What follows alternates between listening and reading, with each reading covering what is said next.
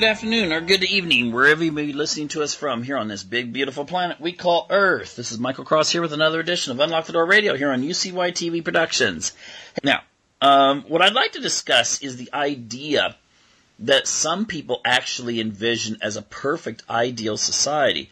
And that is one that would be patterned over an anthill or something similar to a beehive. Now, usually when we think of anthills, it's a little negative because, to be honest, ants are a little bit cringy, aren't they? They're a little bit spooky. We go out and have a picnic. They try to steal our food, bite us if they're like those stupid red ants that are so common where I live, and so forth. Whereas bees we think of as being nice, sweet creatures that, they sting us once in a while if we accidentally sit on them or step on them. But for the most part, they're pretty friendly. And they make honey for us. So we see that as wonderful.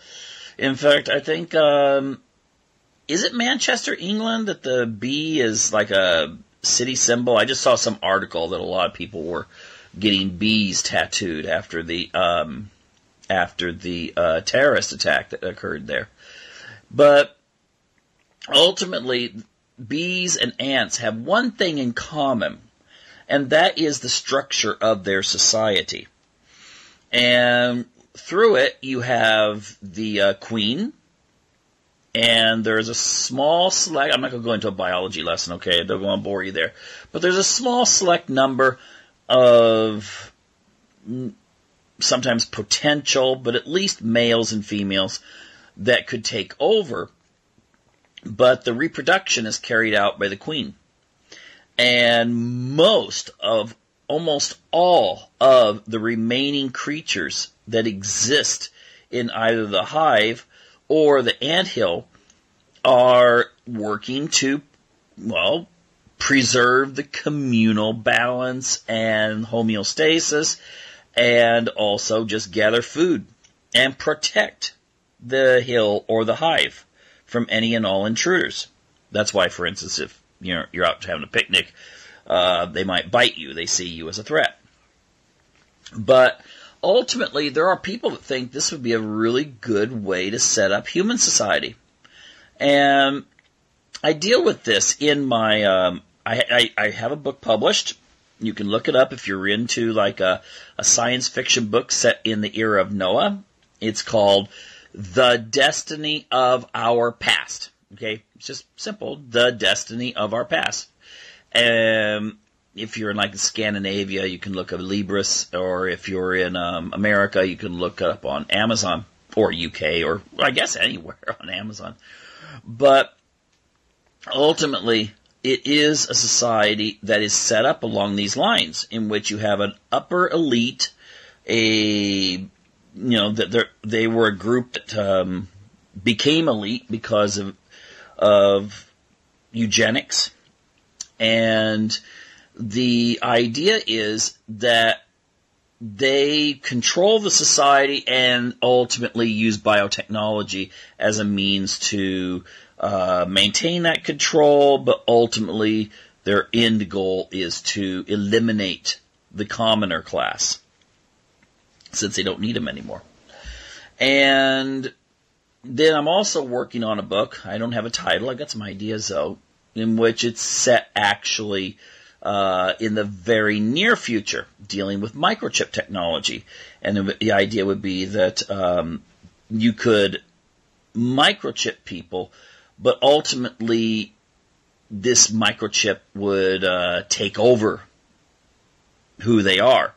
And there you have something that is that is a possibility for actually existing. When we think of, a lot of times when we hear about this new technology coming, we think of interfaces in which a person will be able to derive benefits from the machine if you could in some way connect to the machine.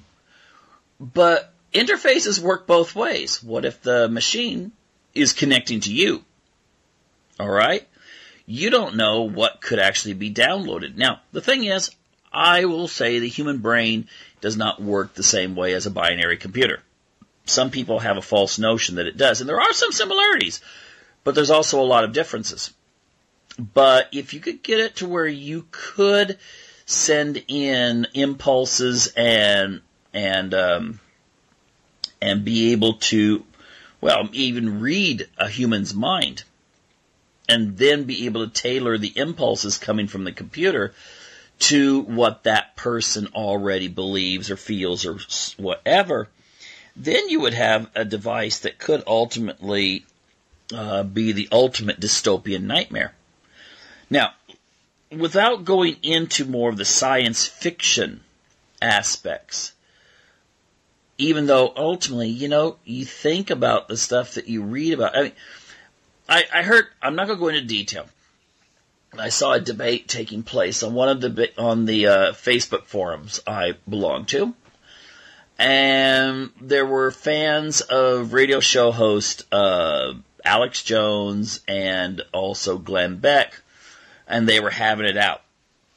And one of the things that was thrown at Jones was that he believes that there's like chimeras, that's human-animal hybrids, being produced, and that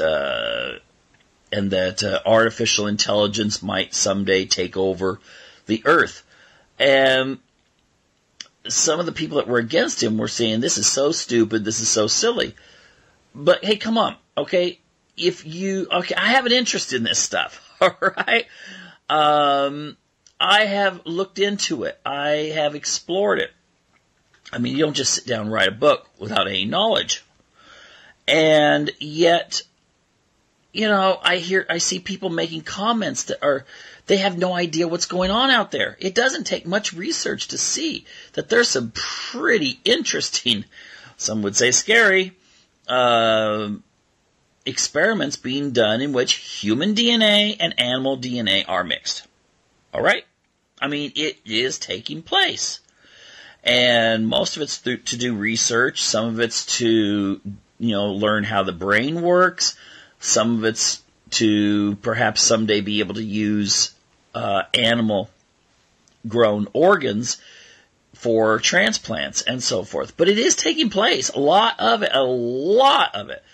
And, for people to be thinking, oh, this is so silly to talk about this, look it up for yourselves. And also the thing about artificial intelligence, I mean, you can practically pick up, you can pick up mainstream publications, and there's more than just a little bit of scientists and so forth saying that the future, we have a greater chance of being wiped out by robots that we create than disease or asteroids or nuclear wars. And so I think people really need to know what's going on. It doesn't mean you have to support or like or dislike or whatever any particular personalities out there. But to just, say that it's crazy or conspiratorial or whatever to talk about certain subjects is just showing us a level of ignorance that is phenomenal. All right? I mean, look this stuff up. It's going on. Now, the thing I want to concentrate on mostly, though, is this whole idea of, could you turn human society into something very similar to an anthill or a beehive? And I think the answer to that is yes. Now, I know there's some philosophers out there who think it already is. Okay, and you could do some reverse anthropomorphism and be able to make connections. But the technology we have the technology we have being developed is something that could really make this a reality. Now, I was looking at something the other day that was talking about microchips. And, of course, now since I'm almost done with a book dealing with microchip technology, I start seeing all of this stuff come up. But there was an article talking about a company, a passenger-style company in Sweden. And it was, looking into the idea that you could get a microchip in which every time you use the services of this company to travel, then all you would have to do is hold your hand up. You take the monitor or whatever you're using to register it, and just, put it to the hand, beep, and you're shown that you have a ticket without having to worry about losing your wallet, losing your ticket, or something like that.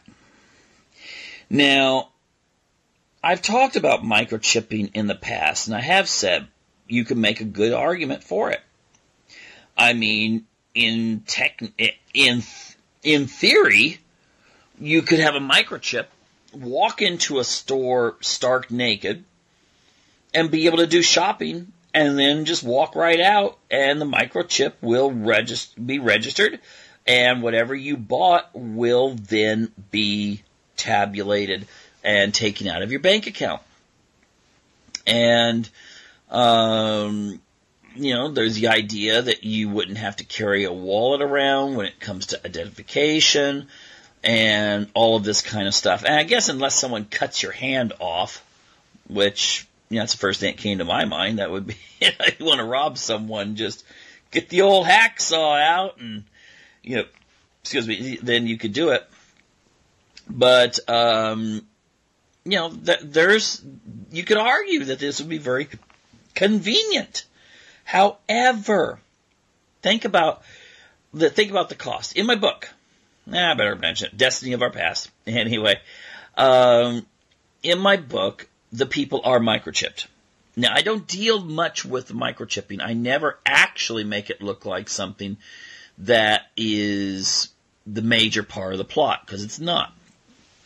But there is a scene where one of the head people, a corporate leader, his name's Anthill, and if you're familiar with Sumerian gods, yes, I do present the premise that the Sumerian gods were not aliens, but, as you see a lot on conspiracy stuff, they weren't aliens, but they were actually humans who were very powerful, who happened to survive the flood. And that the stories you see, like in the all these epics that came out of Sumeria, just confuse the timeline and so forth when it comes to Gilgamesh and the flood that destroyed the world and that sort of thing. But there's a scene in which Enlil is noting that the two main characters were together with each other, and he knew this because he had been tracking their microchips. And that's something you got to think about. If you have an advanced microchip that has some sort of GPS, and yes, they will be small enough to use. I mean, they use them on pets now when you lose your dog or whatever. And the idea would be that you would know where this person was. Now, of course, parents might be going, and I've seen this on news shows in America, parents might go, that would be great. I would know where my son or daughter was if they'd been abducted or something like that. However, well, first of all, I would note that if someone's really kidnapping your kid to do harm to them, or kidnapping an individual to do harm to them, it only takes a pocket knife and, they're going to be able to disable that little device real quick. It's not going to be it's not going to feel very good for the person that has a chip in their skin, but it's not going to be difficult to remove a chip, okay? Anyone with a pocket knife could do it. Now, the danger, though, is think about that. You would know when people are together. You would know when people are meeting. Now, it could be anything. A person could know when, you notice your chip, well, not your chip, but the chip of your husband or wife seems to be spending a lot of time with the chip of someone else. Well, the state could have this technology. Individuals might be able to get their hands on this technology, and pretty soon we know the whereabouts of anyone, anywhere, anytime. Do we really want that?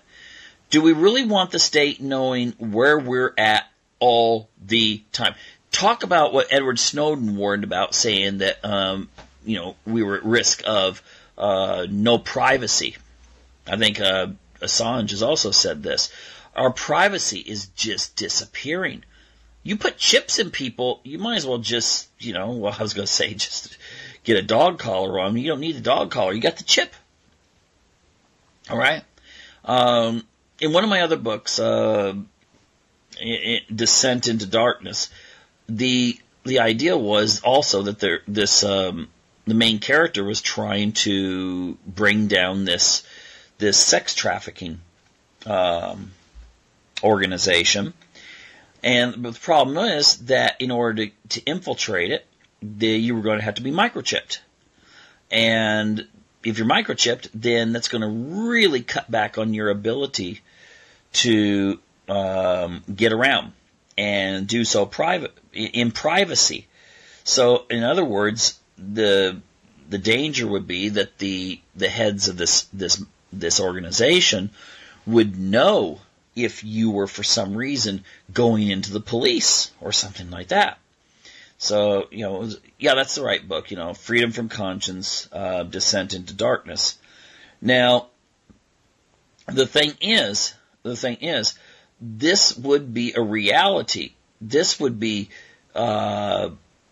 something I don't know if we really want to have. That the government, maybe corporations, maybe individuals could find out where you were at any given time. I find that very, very frightening, to be honest. Just, because sometimes you just like to be alone and somewhere where no one knows you're there and, out in nature and just enjoy yourself. Well, that would be the end of that. And think of it, if the government wanted to get rid of you, they could call in a drone strike, and there's no hiding because, well, no matter where you go, they'll find you. So I'd be very wary of the microchip. And also the idea is that what if we do go cashless and we have no money anymore and it's all through our bank accounts that are through the microchip? Well, you just shut it off.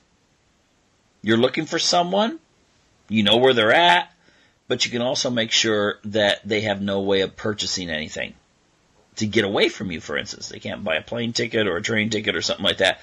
Yeah, you've got them. You've got them under your control. And, there's been a lot of recent films that have actually shown people, getting microchipped. But it's been in a positive way for some reason. At least the one, one of the ones I saw recently, it saved their life because when they were in trouble, someone could come in there and rescue them. I'm just wondering, was that put in there just as a good plot device, or was there another reason? Okay, was there another reason? Now don't start thinking that the books I present are in some way a way to get people used to the idea. But I'm just wondering how many things in our Hollywood movies are actually just creativity of the writer, and which ones are suggestions from the government. We've done shows on this before. The government does have a great deal of influence on the kinds of entertainment we see. So, and I mean that directly, using their influence to say, hey, we give you this if you change your plot. Anyway, another thing that I was looking at, which was pretty scary, was there's tech firms that are working on telepathy. The idea would be that there's several different ways this could be done, but let's just say it was through a microchip. Get a little microchip in your forehead, and the other person has a microchip in theirs, and then you could connect in such a way that you'd be able to read each other's minds. Now, I would personally find that very disturbing because you can be with someone you love very much, and 10 minutes later you want to kill them, and then 10 minutes later you want to have sex with them, all this kind of stuff, and people would be able to read each other's minds. Could make, my gosh, if this was something that was shared, this could make night clubbing obsolete. I mean, who wants to buy a drink or something like that? Someone walks in, they notice that there's 3 potential guys that all want to have sex, and then, you could figure out which one was either the one-night stand that maybe you were looking for, or the, hey, I'd like to get to know someone and maybe form a relationship. Well, you would know that right off. So who would waste money on buying drinks? So the nightclubs would close down, I suppose. Could make meeting people at bus stops rather inconvenient too. But this idea of a telepathy, if you think about that, wouldn't that kind of kill individuality in that sense? Wouldn't we then have something similar to Star Trek, where you had the Borg, and they're all interconnected with one another? Now there's an anthill for you. In how Star Trek presented that species of humans that are they are assimilated, they are connected. If there's any threat, they can react to it. If there is no threat, they're just docile. It's like they don't have any individual mind of their own. And I've talked to a lot of people that actually think that would be a wonderful thing. It would be somewhat of a spiritual transcendence to nirvana or something. I think that this nirvana idea would have the at least the foundational thought that there'd be gods or God who would be benevolent and wonderful and so forth, that would lead people to this paradise, so to speak. But I don't think that that's the way human society would operate. I think that do you really want a group of psychopaths in charge of your mind? And what they do with it? But if you had this kind of telepathy, that would be the ultimate beehive or anthill. Because then you could be programmed to do this or that. You'd be very efficient. Efficient use of resources. You could get rid of unhealthy behaviors. But you'd also get rid of the humanity that makes people people. And I think there was a character in the Bible that wanted to do that, isn't there? And we see they're not presented as the good guy. Okay, so, but this technology, if it could be produced, would be, again, fantastic. But I think it could be very dangerous too. And also, again, we get back into this interface idea where we think that we could connect to the computers and we will be more efficient. Think of an airplane pilot whose reflexes could be through a computer system. But the problem with that, again, where's the door? How do you shut the door to make sure that nothing comes in and stays there? Well, that's the big question, isn't it? And then if someone assured you that that was all safeguarded, how the heck could you believe them? Would you believe a marketer? All right, would you believe a government? A marketer, my gosh, if they could find out what your wants and desires are down to the minute detail, that would be the most enviable position ever, because you could sell anyone anything. So think about that for a moment.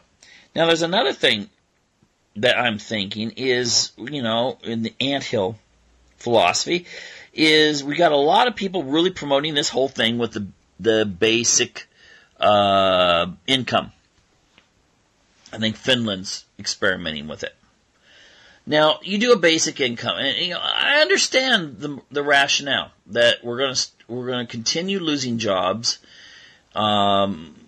Robots are taking over more and more occupations, And eventually it could come that AI will be so advanced that robots can take over everything. Now, the problem would be, then what do you do with people? I've heard one transhumanist guy running for office somewhere where he said that let's divide up a lot of the public land and let people have their own plots of land, and they could kind of be self-sustaining and so forth. And if you had some sort of basic income, this could be a pretty neat thing. I don't think the environmentalists will ever let you do that, but it's an interesting prospect. I think this, though. I think what's going to happen is this. And, if you don't believe me, please, I always say this to people when I bring up some of this weird stuff, is look up Global Trends 2030 and look up UN Agenda 2030 as well. Okay? The first one I mentioned, the Global Trends 2030, is something that was created by the intelligence agencies in the United States to predict where the world was going. And this was based on what's going on now, what that's leading to, and what it will lead to in just a little over a decade. And the other one, the UN Agenda 2030, often it's listed as sustainable development. This is quite interesting because if you compare it to what the intelligence agencies are saying, we see a certain overlap. And that is such things as, what could become smart cities, where we develop urban housing for people in which you have a small apartment, very functional, very environmental. We won't need a lot of private cars because people can get around with public transportation. Work will be in the cities along with where you live. It's kind of like back in the, maybe 1920 when, you live before, well, let's just go back a little bit further. Let's say 1910, before most people had cars. And so if you got a job at a steel mill in Pittsburgh, you tried to get a home nearby because it was, you didn't have a car to go and drive to the steel mill and park and then go to work. So you lived where you worked, essentially. And this could be a return to that, where we have a lot of tech-type businesses that will be located in urban areas, and people will live nearby, so they don't have to drive. Now, if we put this together for a moment, now think about this.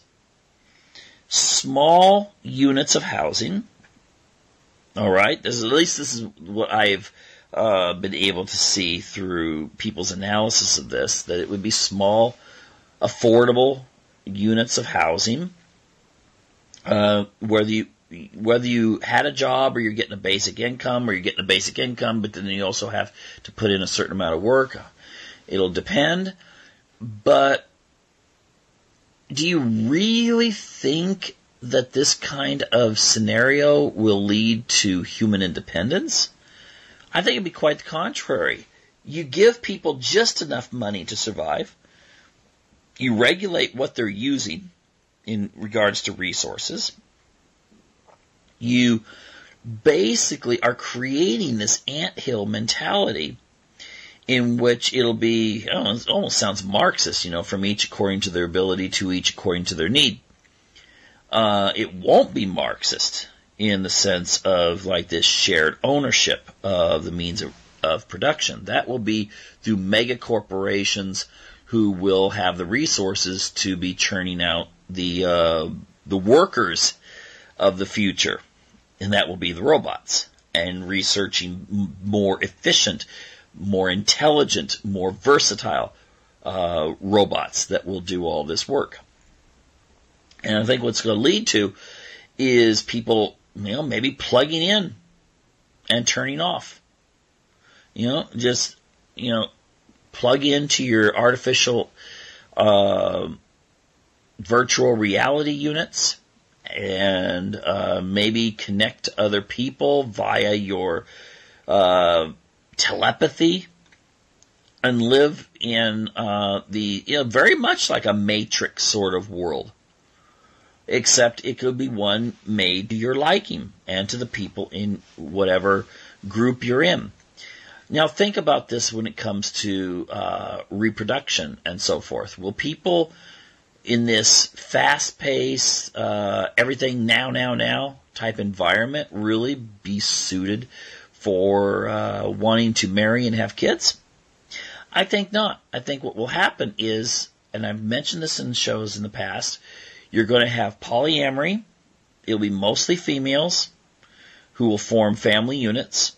They will get donations, or there may be one or more males within this unit. There's a new thing called omnigamy, where it's not so much 5 people living in the same household, or 5 people who say we are a couple, but it's where maybe Joe is friends with Susan, and that's allowed. Susan is in a relationship with Janet, who is also in a relationship with Charles and Thomas, who's also involved with Roger, but it would all be like a flowchart.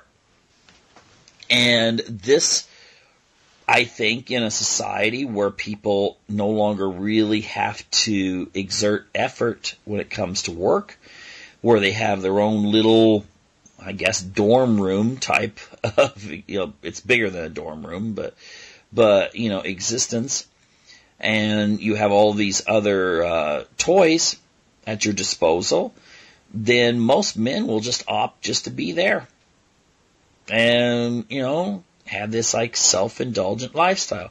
Whereas women and some men will form these omnigamy type of relationships, or at least polyamory sort of relationships. And reproduction could either be through selecting the best and the brightest donors, or through, people's individual choices saying, well, we really like Roger over here. Let's all use him for our baby making. And again, this will evolve, though, into, when we start getting into designer children with biotechnology, this will evolve into maybe regulations, and which will say this is how we have to raise our, the children that are raised in this new society.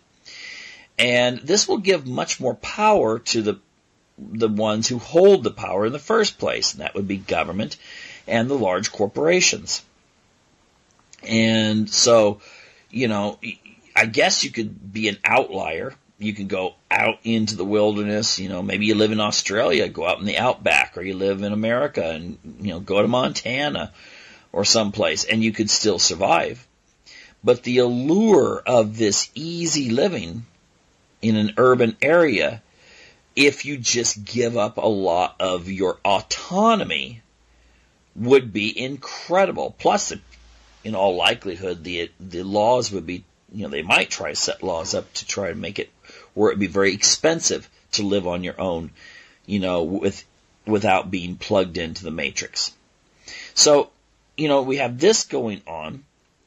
And so I think we may see more and more of this technocratic control that B.F. Skinner actually envisioned, where you have scientists and planners who are in the background, who are setting up all of the aspects of society.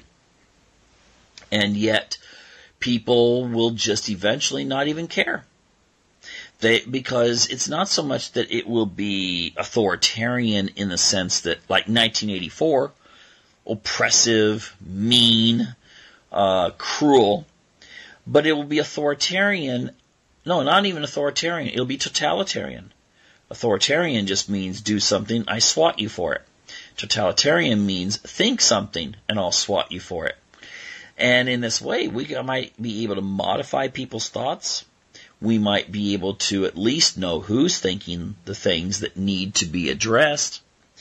And in that sense, when you get rid of autonomy to that degree, you are talking about an anthill existence that could eventually lead to this idea of, you're not going to just have one person churning out the babies, but you are going to perhaps have just a few people who will be responsible for keeping the population continuing, but it will be a population that will drastically decline once this is set up in all the cities. Okay? Because only a small number of people will still be traditional. And the allure to this will transcend religion. It'll transcend philosophy. You can see how that works today in the world. There's many people that live in very, very conservative countries, but yet in private, they live their life, they might drink alcohol when they're not supposed to, but they do it very privately. The thing is that this society will be one in which you won't have that kind of be able to sneak around so much ability. You'll become more complacent, you'll become compliant in order to fit in, because humans do like to fit in to the environments they live. And usually they will start rationalizing whatever they may have to give up in order to live comfortably.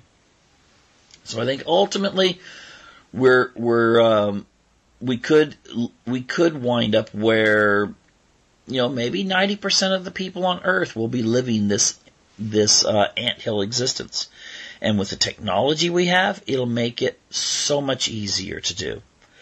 There will be those who will be stubborn, and probably some of the people listening to this show right now, who will not choose to integrate within this new framework. But, it's going to come down to perhaps they will be seen in the same way we look at, and sometimes people mock the Amish because they don't like to use technology. And, that will be something that we'll have to, people would have to deal with if they choose to be outliers. But maybe their lives will be more authentic than the people who are like, okay, hook me into the system. And once you're in the system, well, maybe there is no getting out. And by the way, how would you know that you could think, okay, I'll change my mind? It's part of the new book I'm writing, in which the main character, when they do get microchipped, they start, at first they're like, there's no way, I am too independent, I will beat this thing. But yet they can't. They think they're making the decision to be independent. But what they're doing is each decision they make is one in which they give up more and more of their freedom. Although they think that they're doing it on their own. So anyway, when you hear people making fun of people for making statements about biotechnology, about robotics and artificial intelligence and microchipping and all the areas that surround futurology, then look it up for yourself. Okay? Don't take anyone's word for it. Look it up for yourself and see what's really going on out there. Because, it's not like in one place. It might be a newspaper over here that deals with one experiment or program or application, and then there's one over here that deals with another one, and one over here that deals with another one. But if you stay abreast of these things, you'll find that it's a world that is far different than what most people believe. Because most people believe within the paradigm of what they were raised in. Oh, it's a little different. I got an iPhone now. But they don't understand what's going on and what's going to be going on. What I'd like to deal with is how good intentions can sometimes give you the absolute worst results. That's right. It's how we try to do good things and they wind up backfiring on us. Okay? And I'll give you an example here that's very, very vital in today's age, where the internet has enabled us to be able to speak to people around the world, share ideas, and basically to break the monopoly, or at least the oligopoly, of the mainstream media. And the thing is, I was reading in an article from the British press that there was a commission set up to investigate how to, basically keep young people off the internet. I mean, off of pornography. Actually, I think the ultimate goal is to keep young people off the internet. But the idea was that, people under 18 shouldn't be looking at porn. Okay? And I agree. I do not think that people that are under 18 should be looking at that stuff. I think it's going to mess up their minds in way more ways than just the morality aspects, but also it's going to be very confusing. And you don't have to be a Freudian to understand how that can actually warp a person's perception of sex and sexuality, and also be able to channel those energies later to be able to develop a relationship with someone and, have families. Maybe the New World Order type people don't want us to have families, and that's the whole point of why this was all, legalized all at the same time in the Western world, pretty much. And what they proposed was an internet ID system. That's right. Before you'd be able to log on to the internet, you would have to punch in your ID.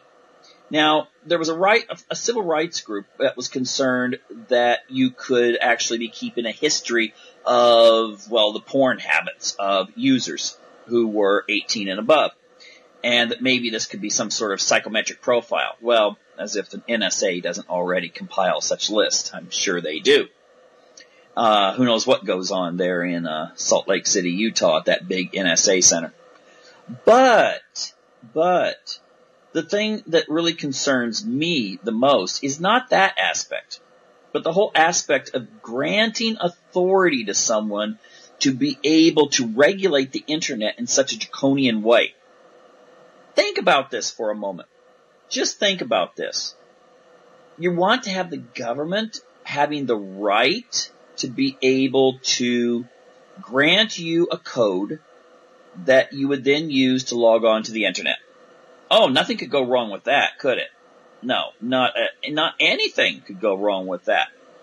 Come on now. Let's take a look at this. This would be an authoritarian's dream. Because ultimately, maybe at first you sell this idea. The housewives that are scared that their kids are going to look at porn. And so forth. And you tell them this will protect them. They always use kids to sell these ideas. Let's save the kids. Let's protect the kids. When ultimately there's something else behind the agenda, I believe, in most of the cases. Ban guns to save the kids, that sort of thing. Usually promoted by people who might be open to allowing third-term abortions. But that's another issue altogether. The thing is that I remember back when I was in high school. And I had this really, he was a Democrat, liberal, got elected to the state legislature as a Democrat. But he would teach from a very traditional standpoint, very traditional Democrat. I mean, he was actually even against abortion, and had a big family. And the thing is, he always taught that when it comes to the First Amendment, it's a double-edged sword. If you ban those, at the time, you ban those KKKers or you ban those communists from being able to speak, who's to say tomorrow you're not the target of someone wanting to ban you? Okay? I always try to get people to understand this because they're always looking at things from their own perspective. And they don't realize there's people that have a different perspective and that everyone has some sort of stand or whatever on something that someone else wants to say, no, that's too dangerous. Usually the people that are not strong in their convictions in the first place are the first ones to call for censorship. Okay? But censorship is not even the issue here. Because the internet ID may start out with all these great intentions. Oh, let's get people, let's keep the kids off porn. But then what happens a few months or a few years later when someone decides, you know what, there's too much bullying on the internet. There's these forums, there's the social media where people do some really nasty things. And so they throw these ideas out at you and say, look, here's someone who committed suicide because they were bullied. Hey, that's a horrible thing, okay? I have, in all my books, in my Freedom from Conscience series, there's always an element dealing with how awful bullying is, okay? The first book starts out with that as being a really main premise as to why the heroine eventually becomes a serial killer. One that has good morals, though. Just point that out. And if you're interested, of course, look up Freedom from Conscience, Melanie's Journey. But the thing is that sounds reasonable, doesn't it? People being mean to someone on the internet, threatening them, bullying them. But now then we get into this idea that what is your definition of internet bullying?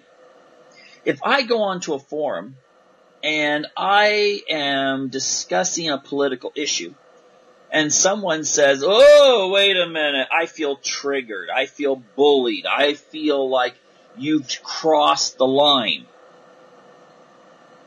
What happens if laws are imposed along with this internet ID that says that forum host, if you own a forum page, or even internet service providers have to report this bullying to some sort of central authority?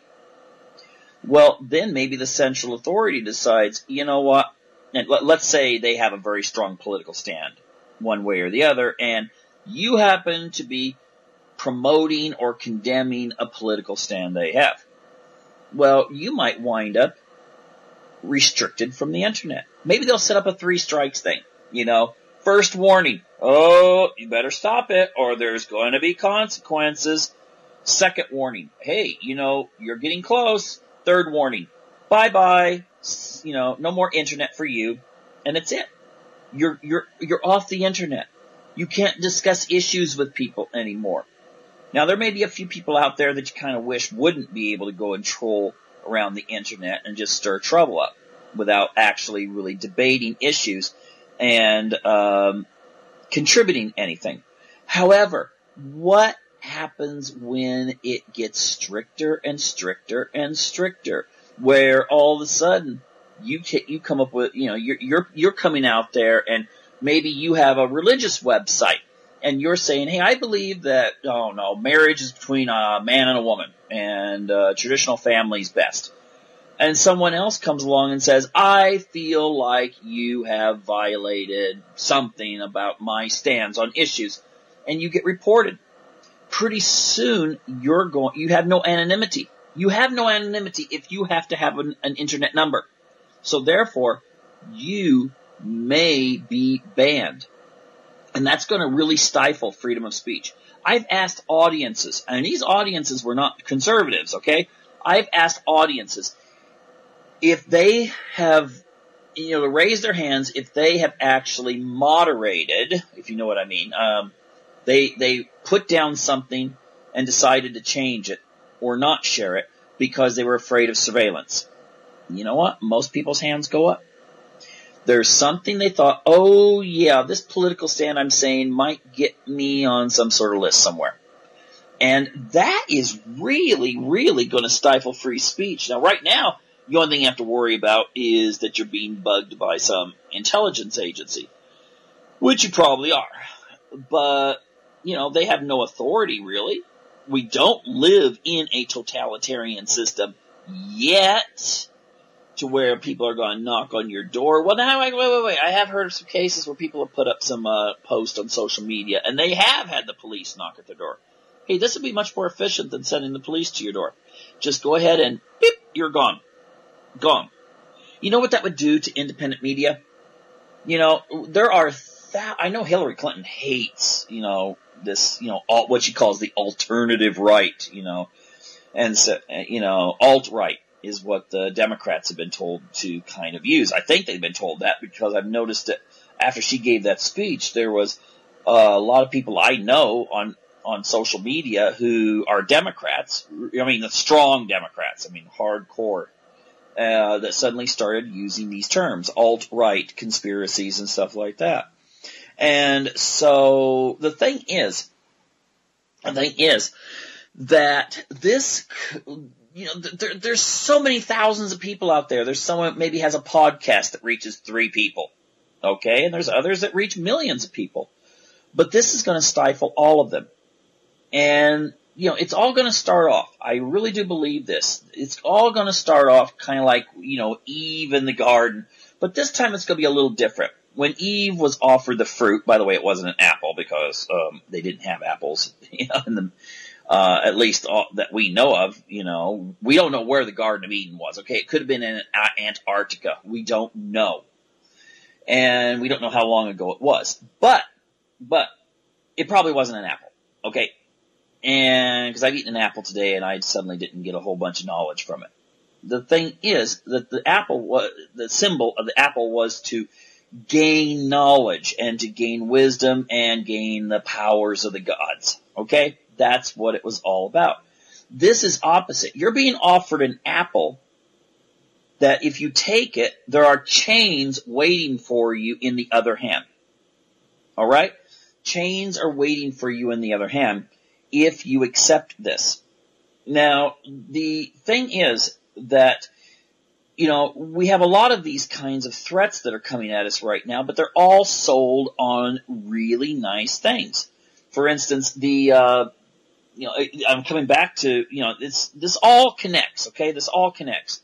These trade bills, TTIP, TTP, there's provisions that have really nothing to do with trade, but they have things that deal with, copyrights and so forth. And they actually will say things like, at least it's been interpreted this way, that it could go so far as that someone could just say, oh, well, you're using a picture that is owned by someone else, and therefore your YouTube video gets taken down. That could severely affect people. I mean, if you're independent media and you put up a YouTube video and it goes out and it becomes viral, let's say you have 100,000 views on your YouTube, but it happens to be a picture that you don't have, you didn't take it yourself, then you might get that taken down. But if you have 100,000 views, you may be getting upwards to, I don't know, you could be getting, one. I've got a couple videos that go over the 100,000 mark, and they get like hundreds of views each day. And, that can mean a lot, because you get the word out to so many more people. And if suddenly you've got a situation where social media providers are told, oh, well, you've got to be really strict on this. The new laws are that you've got to be really strict on copyright. And it's better not to even worry about, you get one complaint, yep, it goes. Okay? Your video goes. And I've heard of cases where people have had they've had some arguments over copyrighted material, and, they've had threats that their channel would be taken down. And I'm not demonizing, these providers out there because they're worried that there could be things that come down on them.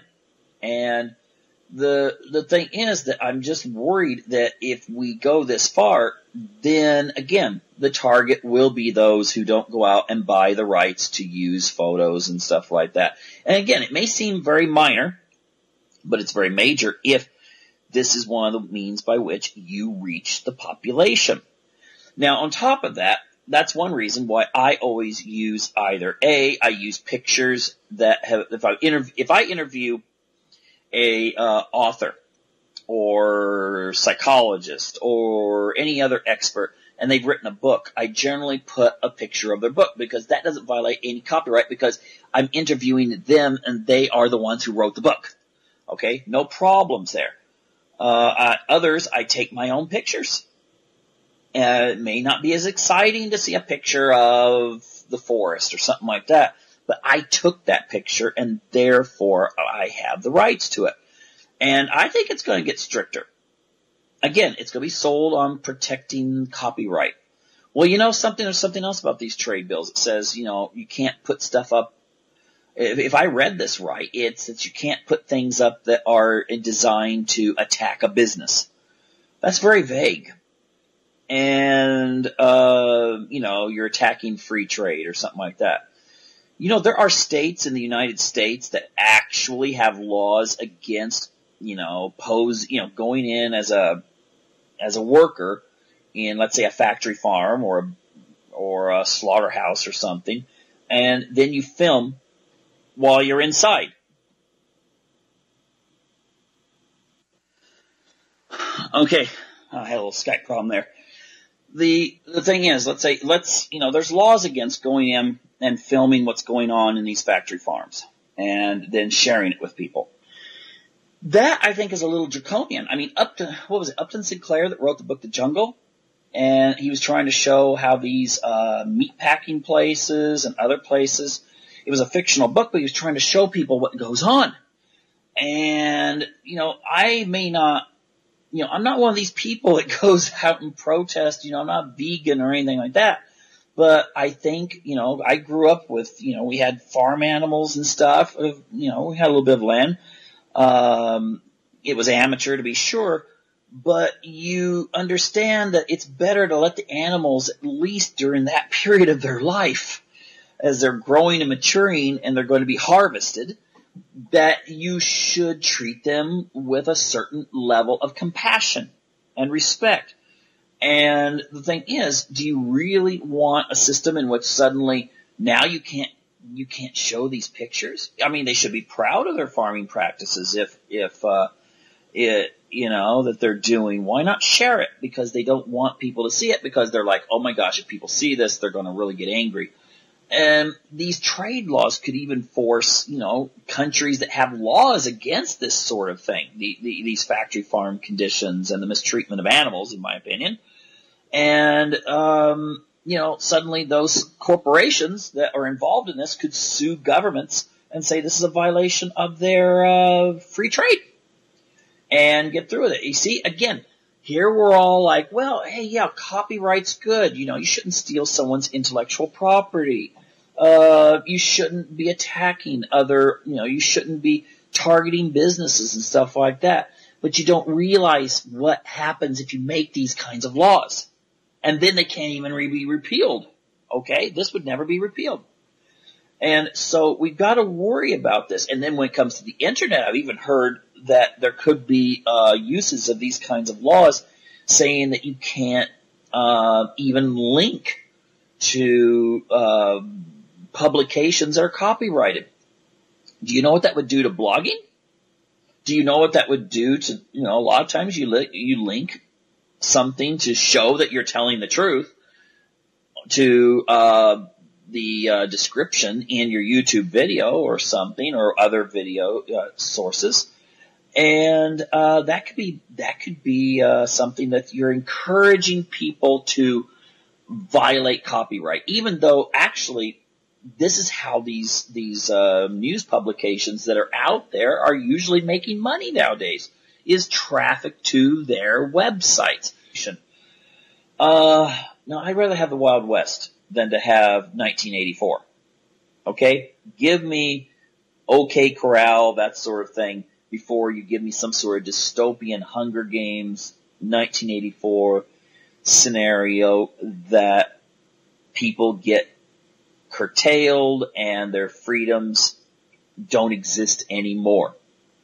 Okay? Again, watch out for those who will say that we need to protect someone.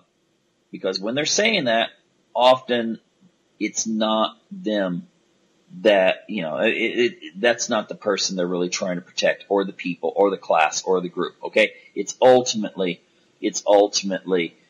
a vested interest that has something to do, almost the opposite of what is being claimed.